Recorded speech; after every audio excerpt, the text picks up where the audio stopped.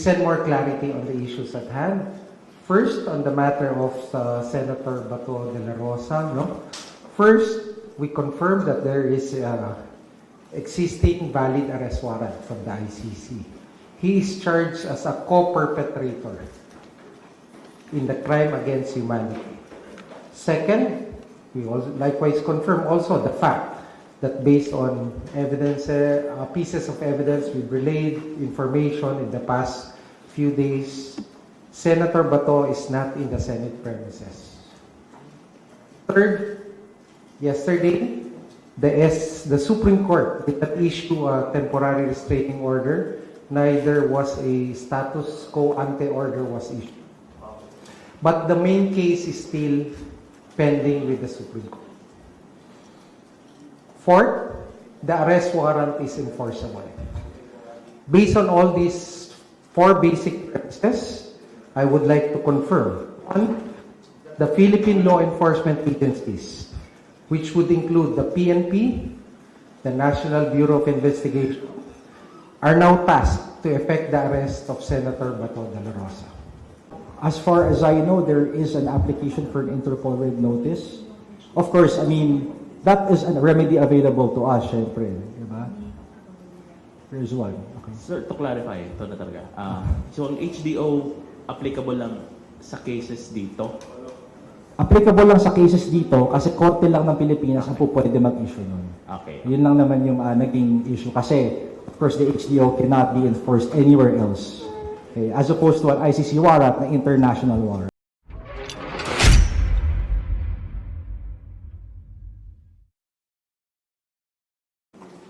Senator Bato is fugitive from justice. And he should be brought to the ICC to face the charges before him. Okay. On the matter regarding the ongoing the investigation of the DOJ panel on the events that transpired from May 11 to May 14. It's ongoing. We are in receipt already of the report from the GSIS. We are already also in receipt of the complete report from the NBI. The PNP asked for some time to collate, remember the press briefing I had together with General Nartates and Secretary John Vic at the Office of the President the other day. The PNP is collating all documents and will be transmitting it to us soon. Next, we also made a request to the MMDA for all footages related to, especially during May 14, after the 2:30 a.m. Apparent escape of Senator Bato from the Senate premises. Our panel also would be inspecting physically. The exact time would be either tomorrow or today. We'll be visiting GSI's premises, and there's request also for a similar visit also to the Senate premises where the event transpired. Okay, so I can take Paula. I can take one or two questions.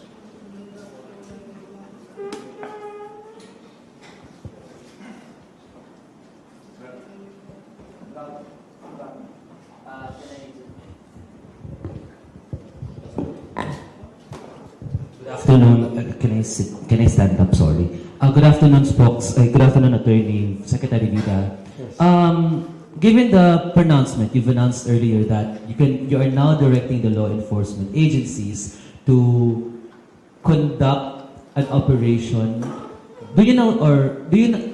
The exact term is to effect the arrest of Senator Bato de la Rosa pursuant to the validly issued ICC arrest warrant. So pwede na po bang magsagawa ng manhunt operation ang NBI, PNP? Huwag na natin. Ang manhunt is a dramatic or a sarsuela word.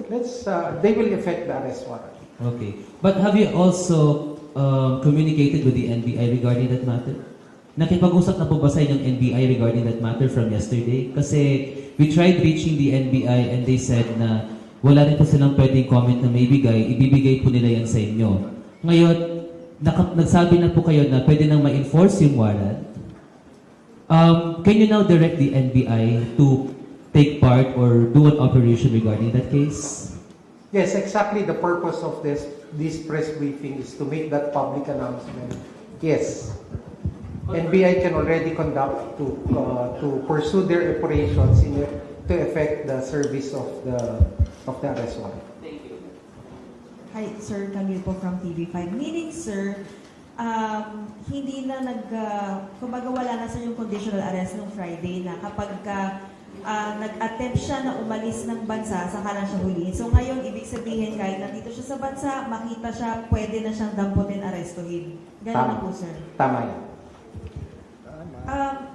So sir, ano po yung mangyayari doon sa, kasi ginigit din po nung kampo ni Senator Bato ay wala pang final ruling doon sa main petition nung inihain ni Senator Bato. So, hindi na po hihintayin ng gobyerno na maglabas ng final ruling ang Korte Suprema doon sa mga legal issues, doon sa pinaka-merits ng kaso. Again, I go back to the four premises I stated earlier. First, there's a valid arrest warrant issued by the ICC. Second, he is not in the Senate premises. Third, there's no TRO or any interim order from the Supreme Court. Fourth, the arrest warrant is now enforceable. So it will be enforced and it will be served to the person of Senator Bato de la Rosa. Sir, anong mangyayari kapag na-aresto na siya? Will he be automatically surrendered right away in The Hague like what happened to the former president? Or may in custody ba muna siya sa PNP? Ano po yung magiging proseso? Okay. These are operational matters that I cannot discuss so that we don't defeat the purpose of the arrest, which is the ultimate objective is to bring him to the ICC. We have time for one more question. Picking the next hand ay isang ulit. I have another thing, no? Wanted to talk to you first and to make the announcement. But Paulo will seek further clarifications after that. Secretary, good afternoon. Jairo from Rappler. Operationally, Secretary, you said that huwag natin gamitin yung manhunt operation. But operationally, what would happen now? Magkakandak na po ba ng search operation, ang PNP, ang NBI? How will they implement Alam niyo po the yung mga warrant? law enforcement agencies natin, train po yung ayan. Alam nila may standard operating procedure, meron yung mga intel gathering, intel analysis, counter-intelligence measures that we will pursue. And they are expected to pursue this. And do we All of expect them to have a common plan, a common, operational procedure on how to arrest pa to? Magkakaroon po ba kayo ng meeting? Nagkaroon na po ba ng meeting ang NBI, ang PNP, at ang ating mga law enforcement agents to implement this warrant of arrest? Definitely, there's coordination among the various law enforcement agencies. There are existing guidelines, standard operating procedures to effect the arrest, and all of this will be followed. Last question po for me. Is this an order from the President himself? Ito po ba ay order ni President sa DOJ to order the law enforcers to implement the warrant? Sir. So actually, this presupposes any order because this is actually giving operationalizing a valid arrest warrant. Okay, and given that there's no interim order from the Supreme Court, the same is now enforceable, and the law enforcement agencies will enforce them. Secretary, good afternoon. Darlene po from GMA News. Sorry, Darlene, that was the last question. Yeah, last one. Okay. Yeah, last one. Do we have leads or information through the NBI kung nasaan ngayon si Senator Bato de la Rosa? Yes, definitely. I heard there are leads that they're working on. There are leads. As to the exact leads, I cannot discuss them. First, I'm not privy to those leads. They are available to our law enforcement agencies and to their units, and let them do their work. Timetable po, Secretary, meron po ba? Timetable, pwede ba mamaya, alauna? Hopefully we do it as fast as we can. Secretary, a word of warning po. Baka po may gusto kayong sabihin to those who might help him evade justice or escape from Yes, this is precisely the core. No? We're pursuing this so that the ends of justice may be achieved. Tandaan natin, no? May biktima to. And their search for justice started in 2017. Libo, daan-daang mga kabataan. Mga toddlers, di ba? You give a full account of all these, yung mga namatay na Pilipino. Yung mga kababayan natin na naghahanap ng katarungan. Ngayon, patay na sila eh. Hindi na sila pwede kumuha ng abogado. Hindi na sila pwede kumuha ng PRO. Ha? Tingnan natin. Let's, pagkahanap na anong obligasyon ng gobyerno? Ang obligasyon ng gobyerno, alalayan, tulungan, para yung sinasaliksik nila, hinahanap na katarungan, makamit. At ito po, ang pag-aaresto kay Senator Bato ay bahagi dito. Pero sa kabila po na siya ay maaresto, meron pa rin po siyang karapatan. At kinikilala natin yung mga karapatan niya. At ito po ay kikilalanin din ng ICC. Batid po natin ito. Kaya po sa ating lahat, no? Ang sa akin din pong pakiusap, those who might be aiding or abetting or helping Senator Bato evade the law, there are consequences. Alam natin na sa panuntunan ng rule of law may pananagutan. Kung nagtago, hindi lamang po sa sa mata ng batas ng Pilipinas, pati rin po sa batas ng ICC. Kasi dahil siya isang validly issued arrest warrant, di ba, ng ICC, meron din po mga panuntunan. Hindi ho ako law expert ng ICC. Hindi na nakontra. Pero may mga panuntunan din po. Na pag meron kang ginawa para masawata ang maayos at matiwasay na pagsisilbi ng isang arrest warrant, may pananagutan ka rin. Diba? Kaya nananawagan po tayo. We need a closure on this one.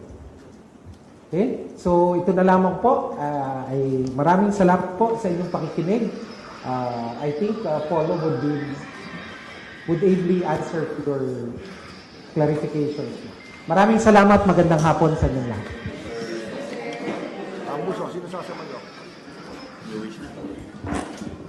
So, in lieu of Secretary Vida, any questions from the, I'll be taking over. One.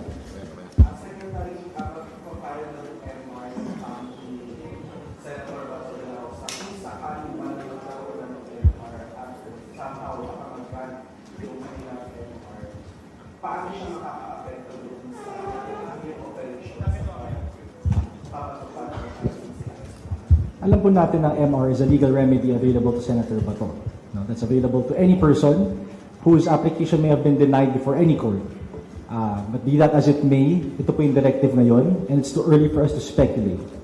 Okay, I think we'll cross the bridge when we get there. That's ito muna tayo. No? And the directive is that there is now that instruction, okay, that the warrant is enforceable. Attorney Naomi Almohan po from Balitang Business. Regarding naman po kay Senator Robert Padilla, since lumabas na nga po yung video from PNP na CCTV, may pananagutan din po ba sa Senator? Depende na po yan sa fact-finding panel, no? Because we understand na kahit yung facts by the PNP, by the DOJ have already made their own investigation. At the end of the day, the DOJ will be the one to see kung yung facts po na yan may kaakibat na element in the crimes charged or whatever crime may be warranted. Okay, so as to whether or not they may be held liable, that will depend entirely on what facts are present. And so the facts are not yet ascertained. No? So we'll see by then. Yes, sir.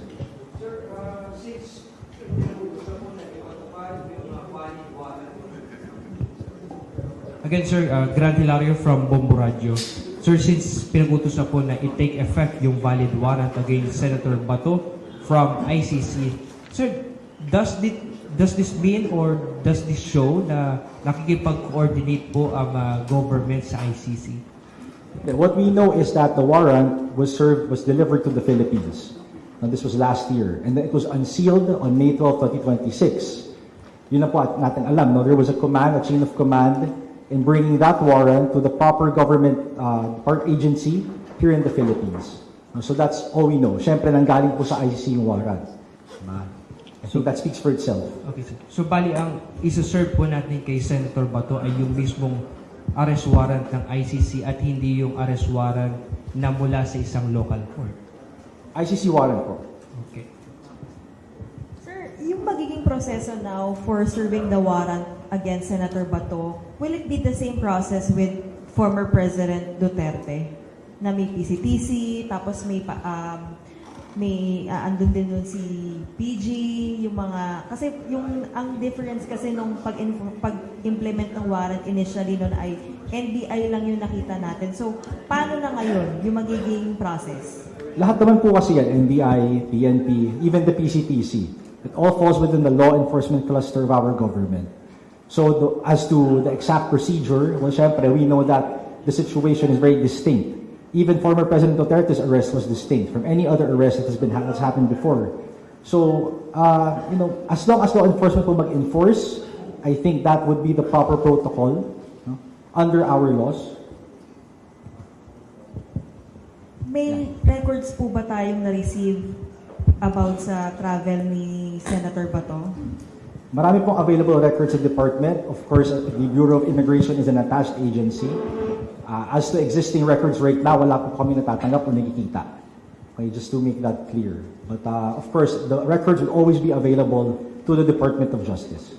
Jo. Sir, Sec Vida mentioned earlier na may consequences po yung mga tutulong kay Senator Bato. Can you expound ano po yung mga charges na pwede po nilang kaharapin and ilang taon po kaya yung possible na pagkakakulong po na ibigay sa kanila? Okay, thank you. No, okay, again, ang crimes kasi, they have elements. And the elements will have to jive or to coincide with the factual circumstances. So, depende po yan. Kung may mag-aid and abet, well, maraming pwedeng maging charge. Perhaps obstruction to justice. But all these things kasi, right now, we could only speculate. Right? Until we have the facts ascertained wholly. Hintayin na lang po natin. Attorney, point of clarification lang. Is this the first time the DOJ issued such order to enforce the arrest warrant of ICC against Senator Bato de la Rosa? This will be the first time that, no, okay, so just to be clear, the warrant, ICC warrant has always been valid and enforceable. Okay, it was unsealed May 12. The government recognized it as valid and enforceable. Okay, the directive now is to enforce it. Bakit tinatanong nyo siguro, bakit now, di ba? Well, we know that previously, when the warrant was attempted to be served onto Senator Bato at the Senate Hall, di ba, in Senate, there was a defense launched. No? Para sabihin na natin na it was the Senate itself, well, just to be clear, factually, the Senate granted him protective custody. So, in respect, in deference to the Senate as a co-equal branch of government, courtesy to them, the directive then was to stand down. Okay, that's one factor. The other factor would be our deference with the courts. Because at that time, alam natin na may pending petition, right, for application for TRO as an interim relief with the Supreme Court. So now that the factual circumstances have changed, diba? First of all, he's no longer under protective custody of the Senate because he's not in the Senate. Second, the application for TRO has been denied outright by the Supreme Court. So iba na ngayon. That's why this directive is being done now. Pero wala pong earlier order nung May 12 to enforce the arrest warrant. Well, of course, the warrant, it was attempted to be served at that time, di ba? So, operationally, hindi na kailangan ng order eh. Okay? Operationally, pag may warrant, ano ba yung gagawin? Is to serve. Right? It's not gonna sit there. Diba? It doesn't make sense. Thank you. Attorney, good afternoon. I'm Nestor Corrales from Reuters. Will the government be asking or be issuing a whole departure order against Senator Bato? I'm sorry, can you repeat that question? Will there be a whole departure order against Senator Bato? Well, right now we know that there's no HDO. Okay? As to where will there be, that's not for the Department of Justice to decide on. We know an HDO is issued by a competent court, diba? Court of competent jurisdiction. So until na korte po magsabi na may HDO, the Department of Justice can only work within the executive branch. Ang alam po natin is that there's an existing ILBO, Immigration Lookout Bulletin Order. Okay, that's separate from that's different from an HDO. Any more questions? Grant. Bukod po kay Senator Bato de la Rosa, alam natin na meron pang ibang co-perpetrator, sir. As of now, May 21, meron na po bang information or pinapadala sa atin na iba pang warrant from ICC? Ang alam po natin, the only confirmed warrant is the one against Senator Bato de la Rosa. Okay, as to what other warrant may be there, may be issued by the ICC, well, of course, we're not privy to that. That's entirely up to the court. Up until such time na nag-declare po ang ICC mismo, diba, or us through after the ICC has delivered any such warrant, then we can only confirm Senator Bato de la Rosa's own warrant. And sir, if ever na maglabas man ng iba pang warrant ang ICC sa co-perpetrators, same din po ba na kikilalanin natin at i-enforce po ng DOJ? We'll cross that bridge when we get there, syempre. Diba? Alam lang po natin is that the Philippine government was a party to the Rome Statute. Diba? So, as to the details, the nuances, tingnan po natin pag dumating, if and when. Prosec, good afternoon again. Good I'm sorry. What would be the legal framework that would be followed by the Department of Justice? Would we seek advice from the OSG? So, especially on whether to, bring him to a local competent court or not. What would be the legal framework, if ever? Well, again, the answer is the same. We'll cross that bridge when we get there. As to what legal framework, of course, the legal framework that operates within the Philippines, and we know that's not just our laws. Okay, we also understand that we were a party again to the Rome Statute. So, we're also a party. We were not only a party to that, we're also a party to many different treaties. So it's not just when we say framework, legal framework. It's the whole operation of all our laws. Yes, sir. Benedict Samson po from UNTV. So, attorney, ginigit ng kampo ni Senator Bato na hindi daw dumaan sa proper channel itong ICC warrant of arrest. Totoo po ba ito? Paano yung coordination? As to the claim na hindi dumaan sa proper channel, that begs the question. Ano ba yung tingin niya, yung proper channel, and ano ba tingin niya nangyari? Diba? The government, the DOJ, stands by its position that there was coordination among different branches. Diba? Contrary to what others may be speculating, that the warrant was delivered to the PCTC and then delivered to the NBI in turn. The NBI's law enforcement then attempted to enforce the warrant. Syempre, we know what happened at the Senate during the period of May 11 to May 14. Okay? Sir, good afternoon. So, pwede bang clarify lang, ano po yung mga possible processes na pagdaanan ni Senator Bato once na ma-aresto siya or before siya dalhin sa ICC, i-turn over sa ICC? Again, sir, let's just focus lang po muna tayo sa ngayon. No? Ang alam natin may directive na to enforce the warrant. Okay? He will be arrested if found. Diba? And on that note, we encourage the citizens of the Philippines to exercise their sense of civic duty na kung may leads po. Diba? Again, to echo Secretary Vida, it's crowdsourcing. If any information is available to the department and to the government as to Senator Bato's whereabouts, we encourage everyone, we implore everyone to submit that evidence, to submit that information. As to what gagawin, sir, pag na-aresto siya, syempre, may proseso din po yan. But right now, we'll have to first find out where he is. We'll first to arrest him. That's the goal. Okay, again, with the available information to us, as well as all the information that we can gather from everyone in the country. Attorney, in the absence or not really in the absence of any operation, manhunt, whatever you want to call it, but would you want to call on Senator Bato to turn himself over to the authorities instead? Yes, of course. No, we know na it will make the job of the government easier if an accused or if a fugitive from justice were to surrender himself. Diba? That's as far as we know. Surrender, make our lives easier. Thank you. Secretary. Hi. Sir. Yes, sir. Yes. So what's the DOJ or the government's mechanism to ensure that Senator Bato will not escape from the country? Aside from the ILBO, will you be applying for a whole departure order? Or is this applicable in the case of Senator Bato? Well, okay, just to be technical, sir, no, you can't apply for a whole departure order because there's no existing case against him. Okay, you may apply for a PHDO, but even then, there will have to be a case pending preliminary investigation, both of which can only be applied for in the courts. All right, so first we want to follow the law, and the law says that these remedies provisional as they may be, are only available in the court of law in the Philippines, di ba? So, what can we do against the ILBO? But not with that being said, syempre may mga mechanism din tayo na to make sure to have oversight over him, right? Hindi naman yan basta-bastang we will let him roam around, just to be clear. The Philippine government has resources, and again, at the same time, we encourage the public to give us information, make our lives easier.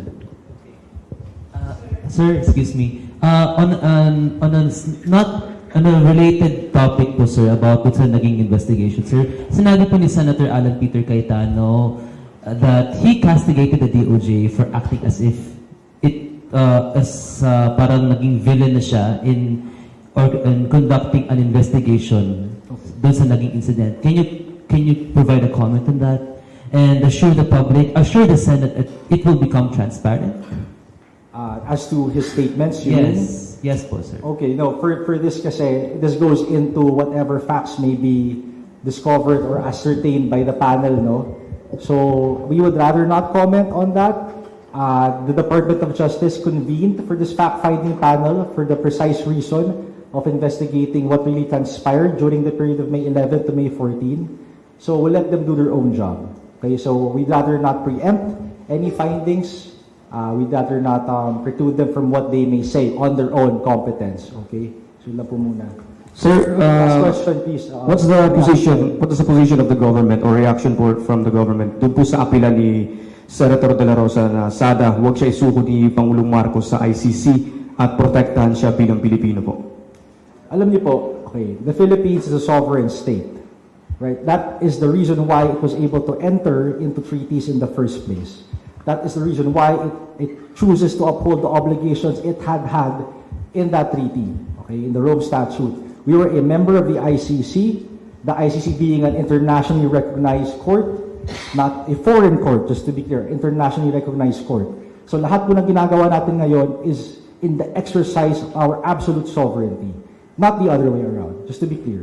Okay, thank you. Sige, one last.